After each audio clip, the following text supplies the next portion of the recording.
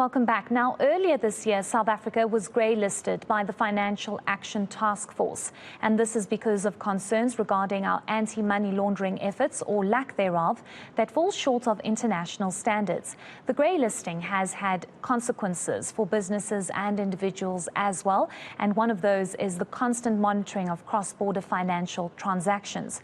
To help us unpack this further is Director of Expatriate Tax and Banking Engagement at Financial Emigration, Victoria Lancefield. Thank you so much for your time, Victoria. We do appreciate it.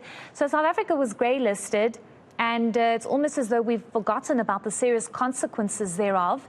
We do know that the National Treasury has indicated that they are at pains to try and get us off the grey list, but we do know that this could possibly take up to 2 years. Could you maybe just tell us what some of the consequences are for individuals, but also businesses, given the fact that we are greylisted? Of course, there are many different consequences, especially more for the businesses and individuals that transfer high-value goods and services.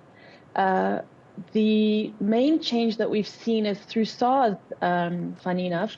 The way you used to remit funds was through a clearance PIN, which was the foreign investment allowance. And now they have kind of upgraded it, if you will, to the approval of international transfer clearance PIN. It is a lot more thorough, a lot more stringent, and the information you have to provide is a ton more. What happens is that they dive into all of your assets and liabilities, both local and foreign, and you have to declare pretty much your good standing at the moment. What happens from there is then SARS gives you the clearance, and you make use of that to transfer through your bank. Now, the banks we're also seeing are being a lot more stringent with the BOP codes, the balance of payment codes. They're asking for a lot more information and documentary trails when you transfer your money abroad, be it an individual or a business. The residents and non-residents of South Africa, be it tax-wise, are impacted a little differently to each other. However, we are seeing that the documentary trails are both significant. Let's go a little bit deeper into the distinction between residents and non-residents, because obviously this has a significant impact with those wanting to do business here in South Africa, or those in South Africa wanting to do business abroad because of the grey listing.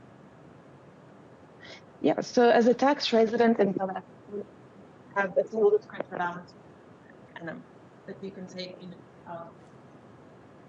As a tax non-resident, however, you are... sorry, Victoria, I'm so sorry to interject. I'm not sure what you did, but I can't hear you that much anymore. Is this a little bit better? Yes, better. Thank you so much. Apologies. Great. What I said is that if you're a non-resident, it is a lot harder, as you have to get a clearance for every cent that you remit out of the country. So you have to get clearance through SARS. You have to declare your good standing, and then you have to go through the normal banking processes as well. Okay, let's speak about the impact this is having on the various sectors, because there's obviously now a lot more, if I can call it, red tape that is being implemented because of our grey listing. How is it affecting the various sectors? You know, as I just mentioned, it's obviously a lot more difficult to do business here in South Africa, but also those wanting to conduct business or transactions abroad because of this grey listing. How is it affecting sectors specifically? So the two major impacts we're seeing is it is extremely a lot more time consuming, and documentary trails are a lot larger. The other cost is very administrative. So you can imagine to go through this administration, it costs you, be it with professional time, be it with extra documents, acquiring clearance certificates from other countries, acquiring things. It is costly and a lot more burdensome.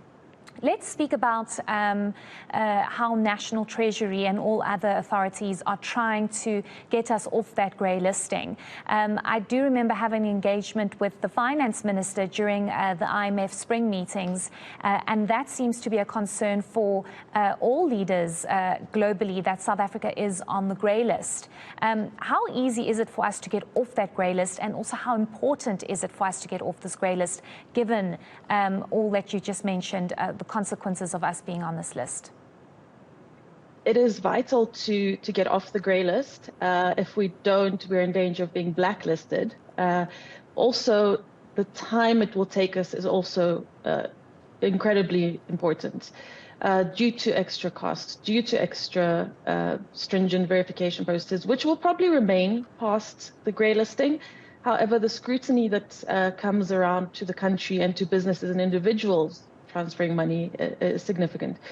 The chances of us leaving within the 2.5 years, I don't know how realistic that is. The closest country that has been greylisted to us has been Mauritius, and they came out quite quickly. However, if you look at the scale of South Africa versus Mauritius, be it business, population, size-wise, we're significantly larger. Therefore, I don't think there has been a country close to South Africa that has been blacklisted that we can compare ourselves to. So one can only think that it will be a lot longer than the 2.5 years. So do you not think it will be 2.5 years? How much longer are we talking here? The word on the street is closer to the 5-year mark, but time will tell. Time will tell. Very concerning. We do hope that our country and authorities will be able to get us off that list. Thank you so much for your insights and just reminding us the consequences of us being on that grey list. That was Victoria Lancefield, who is from Financial Emigration. Thank you so much for speaking to us this evening. And there's obviously immense pressure on the finance minister to get this sorted out, given the complexities it's causing for people doing business here in South Africa and wanting to do business abroad. Now,